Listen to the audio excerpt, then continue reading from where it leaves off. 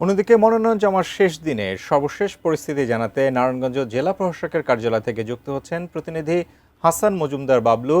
বাবলু, নারায়ণগঞ্জে নিঃসন্দেহে উৎসবমুখর একটা পরিবেশে অনেকেই মনোনয়নপত্র জমা দিয়েছেন। কতজন জমা দিয়েছেন, কি আছে আপনার কাছে সবশেষ জানাবেন?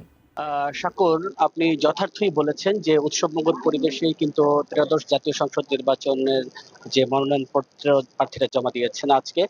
প্রার্থীরা কিন্তু এই পর্যন্ত নারায়ণগঞ্জের 5টি আসনে মোট 91 জন প্রার্থী কিন্তু মনোনয়ন ফর্ম সংগ্রহ করেছেন।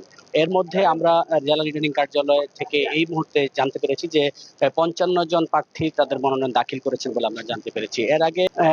এর আগে আমি যদি একটু বলি যে এই কার্যালয়ের কিন্তু আপনি দেখতে পাচ্ছেন এখনো কিন্তু শেষ মুহূর্তের কিন্তু প্রার্থীরা কিন্তু রয়েছেন এবং শেষ মুহূর্তে তারা দাখিলের কার্যক্রম কিন্তু চালিয়ে যাচ্ছেন। আমি যদি এখানকার একজন বাংলাদেশ ইসলামী আন্দোলন একজন প্রার্থী রয়েছেন নারায়ণগঞ্জ 5 আসন থেকে, তিনি মনোনয়ন জমা দিয়েছেন, দাখিল করেছেন। আমরা তার সাথে একটু কথা বলতে চাই এবং জানতে চাই যে আসলে নির্বাচনকে ঘিরে আপনাদের কোনো সংশয় আছে কিনা, বা আজকে যে উৎসবমুখর পরিবেশে আমরা যেমনটি জেনেছি যে আপনারা আপনাদের যে মনোনয়ন দাখিল করেছেন এই বিষয়ে। ধন্যবাদ আপনাদেরকে। আলহামদুলিল্লাহ, আমাদের আপাতত আমরা কোনো সংখ্যা মনে করতেছি না। একটা উৎসাহ উদ্দীপনার মধ্যে আমরা আজকে মনোনয়ন জমা দিয়েছি এবং বিগত দিন যে কয়েকটি কর্মকাণ্ড করেছি, বিভিন্ন পাড়া মহল্লা ওয়ার্ডে গিয়েছি, আমরা উৎসাহ উদ্দীপনার মধ্যে আমরা সব কিছু সম্পন্ন করেছি। আমরা আশাবাদী, প্রশাসনকে আমরা আশ্বস্ত বলছি আমাদেরকে, আমরা প্রশাসনের উপর আশ্বস্ত হয়ে আমরা আশাবাদী আগামীতে একটা সুন্দর পরিবেশ, একটা ভোটের পরিবেশ হবে ইনশাল্লাহ।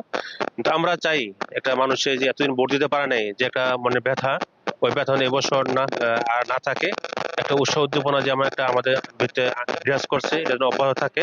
এবং আমরা আশাবাদী ইনশাল্লাহ যে আমিও যে ইসলাম আন্দোলনের প্রার্থী হয়েছি হাত পাকার প্রতীকের, আমিও আপনাকে ধন্যবাদ। আপনি যেমনটি শুনলেন যে প্রার্থী যে কথাগুলো বলছেন যে দীর্ঘদিন পরে যে ভোটের হাওয়া লেগেছে এবং ভোটাররাও যেন উৎসবমুখর পরিবেশে তাদের কাঙ্ক্ষিত ভোটটি যেন কেন্দ্রে গিয়ে দিতে পারেন সেই ব্যবস্থাটুকু করবেন নির্বাচন কমিশনার, তিনি কিন্তু আসলে এই বিষয়টি আমাদেরকে ব্যক্ত করেছেন। তো সাগর, এই ছিল আসলে নারায়ণগঞ্জ জেলা রিটার্নিং কার্যালয় থেকে আমার কাছে সবশেষ।